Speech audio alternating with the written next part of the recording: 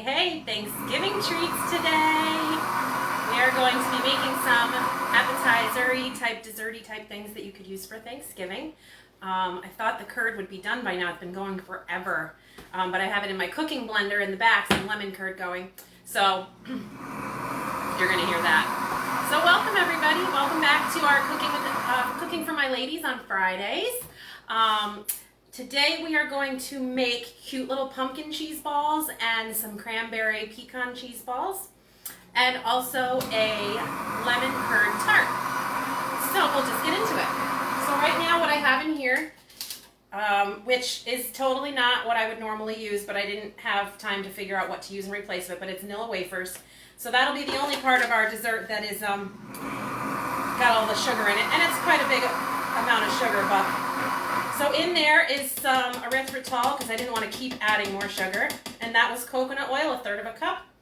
So 8 ounces of vanilla wafer, 1/3 of a cup, and a little sugar if you want regular sugar. And I'm just going to pulse that. This is our crust.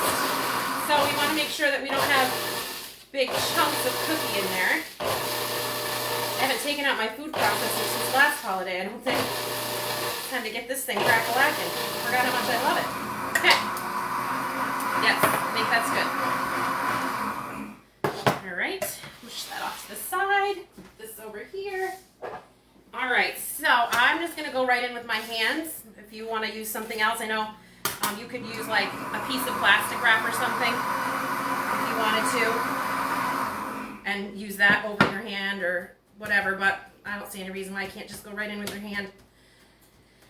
Okay, I don't really know how much because it was supposed to be in, this recipe is meant to go in individual little tart pans, but I don't have that, so I'm doing it in my one big tart pan, which, by the way, yesterday I was talking to a friend and my husband, we were talking about how every time we get rid of stuff, it's actually the one thing we need that's been sitting there for 10 years that we've never used.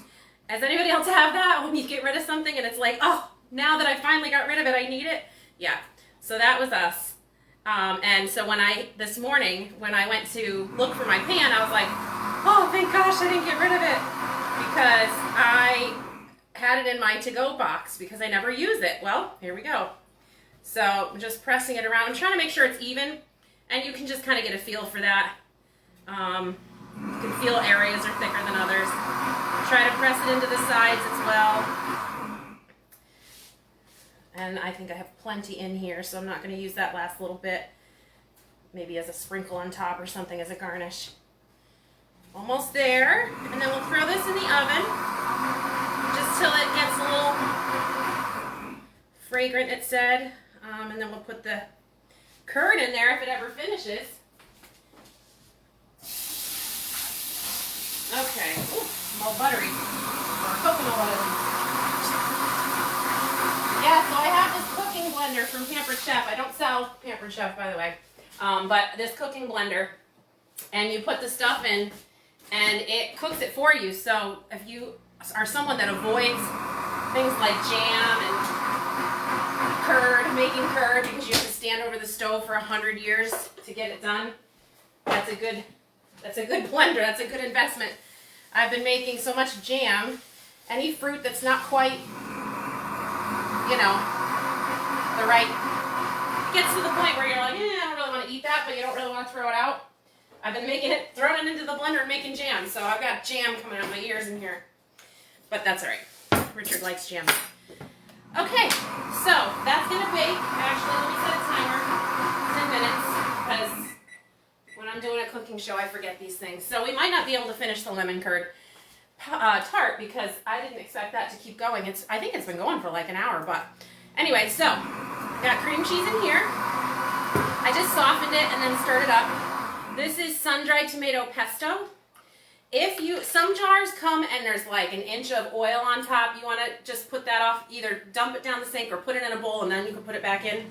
But you don't want it to be too much, too wet in here. Sorry for the blender. Hopefully that's not totally distracting you guys. I just want to make sure I get the right amount.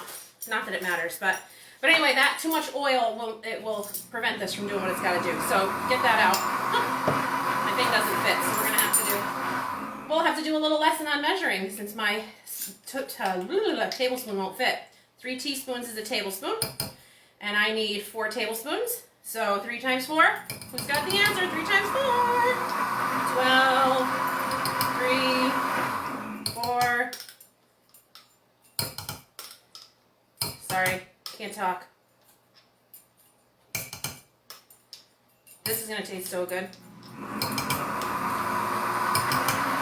I think I miscounted, but honestly, it's fine. It doesn't have to be perfection for something like this. So, this is the pumpkin cheese balls. Now, they're gonna look like pumpkins. They're not gonna taste like pumpkins, obviously, since we're putting sun-dried tomato pesto in there. But they were so cute, and I thought, what a simple way. I need some paprika. Where did I put that? Here we go.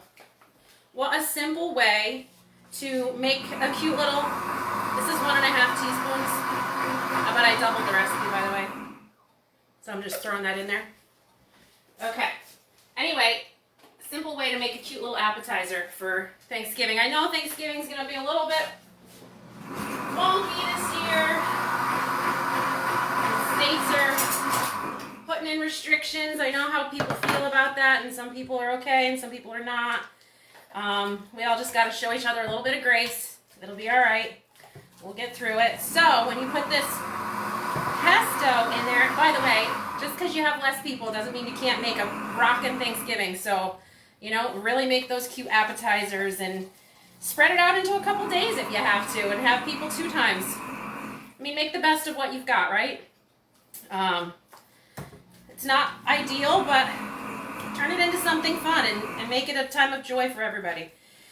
So you put this pesto in and it becomes orange like a pumpkin, which is why it's a pumpkin. And then you shape it by, you know, doing up stripes up the sides, and then you put a little pretzel stick in the top. So cute. Our curd is finally done. Yay! I want to take a look. Woo.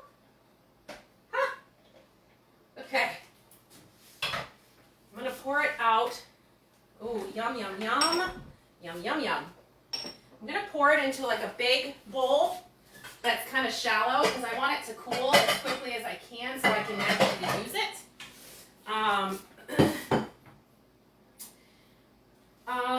Because I need to add some yogurt to it. Problem is, I don't know how much. Oh, look at that. Look at that deliciousness. You can't see it. I'm sorry you can't see it. It looks amazing. I'll bring it over. Wow, that made a lot. And, oh, I love lemon curd. Love it. That's our lemon curd. And the blender did all the work. So excited. So good. Oh my gosh. I better wash my hands. Okay. I could eat that whole bowl of lemon curd. I love lemon curd. Okay. Enough about the lemon curd. We'll get back to that. Okay, I just want to make sure there's no streaks of the white cream cheese. Lose my effect of pumpkin. Now this is soft, so I'm going to show it to you, but it's going to need to go in the fridge and it's going to need to do its thing. But the flavor is already there, so I'm just going to grab a little spoon. All this is cream cheese and sun-dried tomato pesto. That's it. Yeah. Yep, people are going to love that. Okay. So what you do, let me get rid of this. I don't know if this is a good platter for that actually. Let's get this one.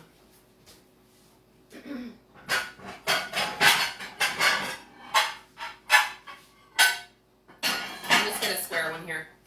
Alright, so you use Ritz crackers on the bottom to make it easier for people to pick it up.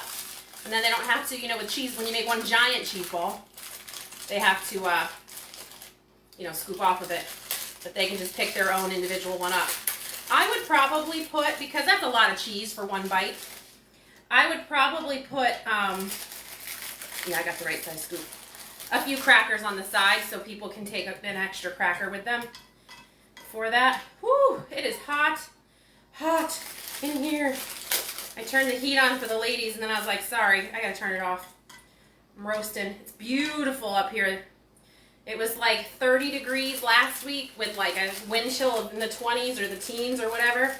And it's going to be 65 this weekend. So I made the hubby take the weekend off. They've been calling him in every weekend. So, yeah, that doesn't really fit. So let's leave that off. Okay. So this will make 24. The double batch will make 24. Just so you have an idea. I think you could probably eke out a little bit more. But let's see how it goes, because this is 16 on this platter. So I use my small scoop. Instead of trying to roll it all out, just use my small scoop. And then I'm going to plop it on there. Okay, and then we'll get back to pumpkining it in a second here. Let's just get these on. Holy moly. If you haven't figured it out, I am hot all the time. So I turned on the heat for, I would say, probably 20 minutes. Whew. It's not working well for me. That's okay.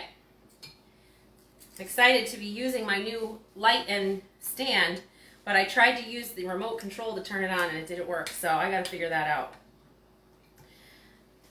All right. So for Thanksgiving, we haven't quite decided what we're doing yet. Does everybody already have a plan, or is everybody having to kind of rethink it, or what's going on where you are? Where is everybody, by the way? Tell me where you're watching from. I'd love to know who's watching and where you're from so that I can see, you know, where we're reaching. That would be awesome. How fun would it be if we had people from like all over the place watching? That would be so fun. So share my videos so people from all over can see it. That would be really cool. Okay, so there's more. And that's 16. And I still have quite a bit left. So I think you'll probably get more than 24 out of this. So when you're planning, it's just a double batch. And just send me a message, or in the comments put pumpkin balls please, or something like that, whatever. And I can send you the recipe.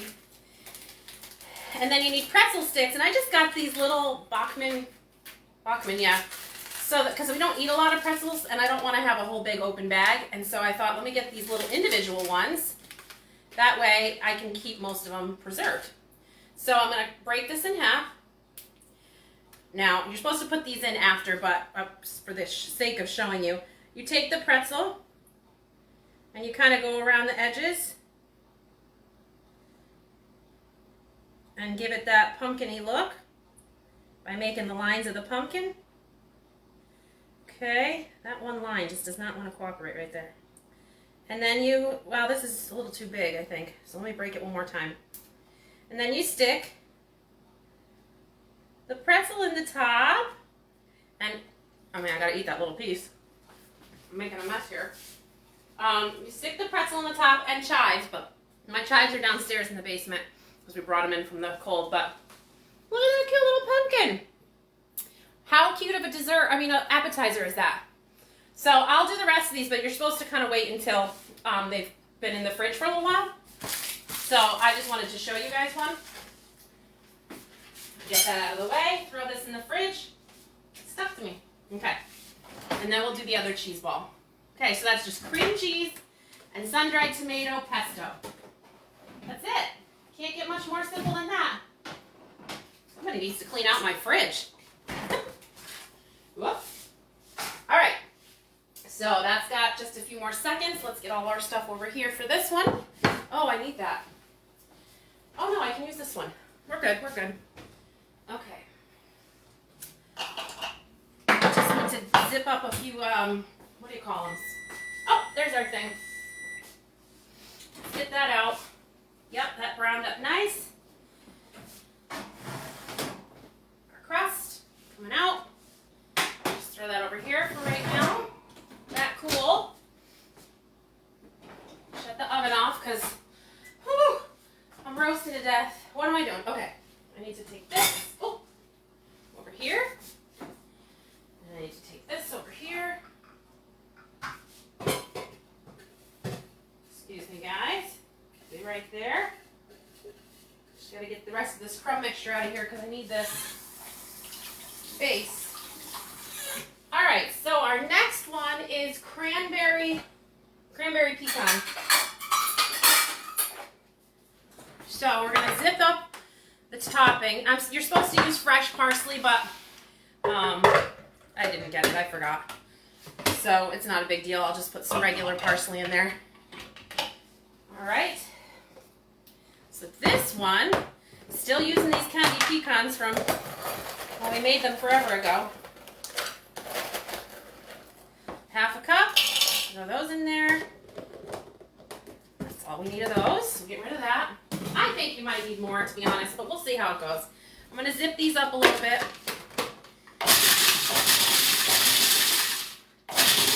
Now with this, it's okay to have a little chunk. With the crust, we didn't really want a lot of chunk. But I also need to add some cranberries. How much do I need of that? Half a cup again. What do I do with my thing? Here we go. So cranberries, candied pecans. The recipe will show you how to candy them, but I already have some candy, so which has been coming in handy. Okay. Now you don't want to leave them big chunks because it is a cheese ball, and people have to be able to eat it. But no, a little bit more.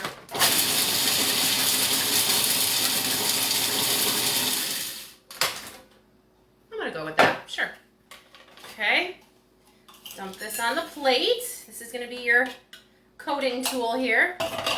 This over here out of the way. And then we'll put a little parsley in there.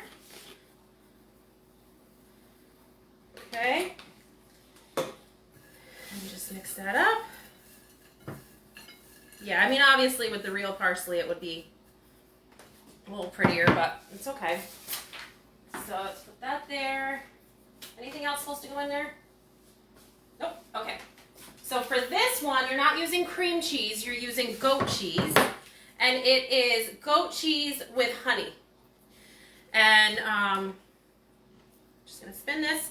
It says to cut it into slices. Doesn't want to come off. Come on. Doesn't want to come off. Maybe I need a cheese knife. I don't think it really matters how perfect it is because you are gonna still roll it into a ball. So the method for this one, because you want to try to get it in and out of the ball. So you take it as a disc. That's why they say do it as a disc. And you dip it into the topping and get it all over it then. And then you make it into a ball. So now it's like inside of it too. Roll it up. And then you put it in the topping again. And so now it's on the inside and the outside. I think I probably could have gone a little smaller on this mixture. So, you know, eyeball that to what you think is good. And I'm going to take my platter and I'm just going to set one on there. Put it over here so you can see it. And it's that simple. That's it. Roll it up. And then, I'll tell you what, this is like way easier to roll up than that boars and cheese we did a while back. That was so sticky. Okay. I mean, look at how easy is this? And what a beautiful little appetizer. Put this out with some nice crackers and people can pick up what they want. It's individual, so people are not grabbing onto the same little, whatchamacallit there. You could even throw some pretzels in here too, just as like an apparatus for picking it up. People are not using the same little knife, so if people have concerns about that, you're good to go. I am going to need more of this topping, I think, because I have 2 logs. But yeah, so there you go. I mean, they're super cute. I have a feeling they're going to be super yummy. I'm actually going to try a little bit here in a second. But I just wanted to show you what we're doing. So you throw these out, nice fruit and veggie platter. My husband loves a dried fruit and nut platter for Thanksgiving. What do you guys put out for like the picky stuff? Tell me in the comments what you put out for your pickies. So I need to wash that off my hands, but super cute. Let me just take a little nibble of this. And just a little bit of this and just see.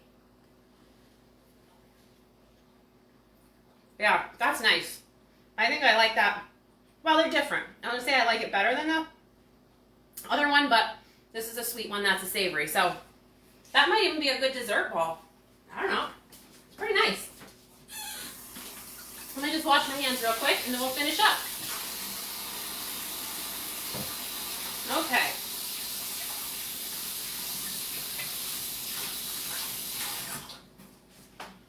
I'm going to put this aside because I'm going to finish this after. You guys don't need to watch me make 1,000 of these.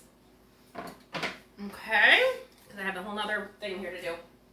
Get this out of the way. Now, for the lemon curd, this is a lot of lemon curd, and I have to add yogurt to it, so I don't want to... Let's put a little yogurt in a bowl. I still have some yogurt from making it last week.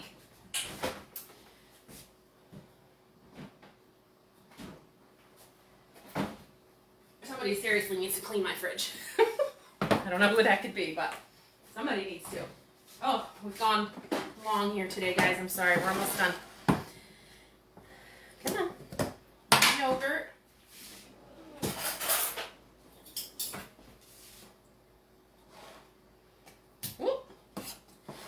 When you make your own yogurt, by the way, sweeten it a little at a time, because if you sweeten it and you don't eat it very quickly, you're going to regret that. So, because it'll go bad faster. I think I'm just going to eyeball this, and I'm just going to make it how I like the way it tastes. The curd is starting to cool, forming a little crust over the top. I forgot to cover it with plastic. So let's mix that in real quick. Okay. Okay, that's going to take forever, so let's do this.